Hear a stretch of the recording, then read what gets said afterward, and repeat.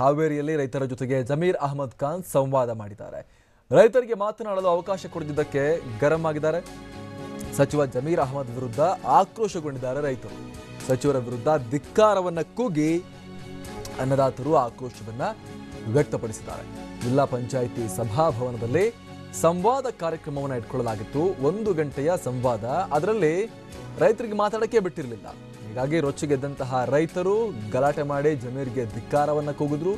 ಬಳಿಕ ಜಮೀರ್ ಅಹಮದ್ ಖಾನ್ ರೈತರ ಬಳಿ ಬಂದು ಸಮಾಧಾನ ಪಡಿಸುವ ಪ್ರಯತ್ನವನ್ನ ಮಾಡಿದ್ರು. ಜಿಲ್ಲಾ ಪಂಚಾಯಿತಿ ಸಭಾಭವನದಲ್ಲಿ ಸಂವಾದ ಕಾರ್ಯಕ್ರಮ ಇದಾಗಿತ್ತು.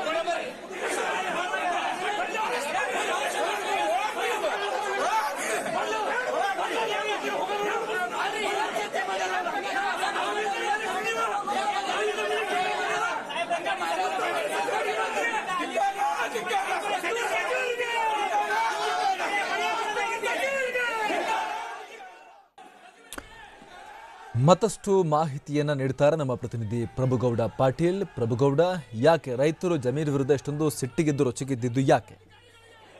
ಹೌದು ಅಮರ್ ಪ್ರಸಾದ್, ಏನು ಹಾವೇರಿ ಜಿಲ್ಲಾ ಉಸ್ತುವಾರಿ ಸಚಿವ ಜಮೀರ್ ಅಹಮದ್ ಖಾನ್ ಅವರು ಇವತ್ತೇನು ಹಾವೇರಿ ಜಿಲ್ಲಾ ಪಂಚಾಯಿತಿ ಸಭಾಭವನದಲ್ಲಿ ರೈತರು ಮತ್ತು ರೈತ ಸಂಘಟನೆಗಳ ಮುಖಂಡರ ಜೊತೆಗೆ ಸಭೆಯನ್ನ ಆಯೋಜಿಸಿದ್ರು. ಏನು ಜಿಲ್ಲೆಯಲ್ಲಿ ಇರ್ತಕ್ಕಂತಹ ರೈತರ ಜ್ವಲಂತ ಸಮಸ್ಯೆಗಳೇನಿದ್ದಾವೆ ಅವುಗಳನ್ನ ಆಲಿಸಿ ಅವುಗಳಿಗೆ ಕೊಡುವಂತದ್ದು ಈ ಒಂದು ರೈತರ ಸಂವಾದ ಕಾರ್ಯಕ್ರಮದಲ್ಲಿ ಇತ್ತು. ಆದ್ರೆ ಏನು ಜಮೀರ್ ಅಹಮದ್ ಅವರು ನಿಗದಿಯಂತೆ ಸಂವಾದ ಕಾರ್ಯಕ್ರಮವನ್ನ ನಡೆಸ್ತಾ ಇದ್ರು. ಸುಮಾರು 1 ಗಂಟೆ ಕಾಲ ಮಾತ್ರ ರೈತರು ಸಂವಾದವನ್ನು ನಡೆಸಿದ್ರು. ಜಿಲ್ಲೆಯ ತಾಲೂಕುಗಳಿಂದಾಗಿದ್ದಂತಹ ನೂರಾರು ರೈತರು ಕೂಡ ಈ ಒಂದು ಸಭೆಗೆ ಬಂದಿದ್ರು. ಅಂದ್ರೆ ಕೆಲವು ರೈತರು ಮಾತನಾಡಿದ ನಂತರ ಸಚಿವ ಜಮೀರ್ ಅಹಮದ್ ಅವರು ಏನು ಕಾರವಾರ ದೋಣಿ ದುರಂತದಲ್ಲಿ ಮೃತಪಟ್ಟಂತಹ ಹಾವೇರಿ ಜಿಲ್ಲೆಯ ಮೃತಪಟ್ಟಂತಹ ಅವ್ರ ಮನೆಗೆ ನಾನು ಭೇಟಿಯನ್ನು ನೀಡಬೇಕು, ಹೀಗಾಗಿ ಅಲ್ಲಿಗೆ ಹೋಗಬೇಕಾಗಿದೆ ಅನ್ನುವಂತಹ ಮಾತನ್ನ ಹೇಳಿದ್ರು. ಈ ಸಂದರ್ಭದಲ್ಲಿ ಇಲ್ಲ, ಜಿಲ್ಲೆಯಲ್ಲಿ ಸಾಕಷ್ಟು ರೈತರ ಸಮಸ್ಯೆಗಳಿವೆ.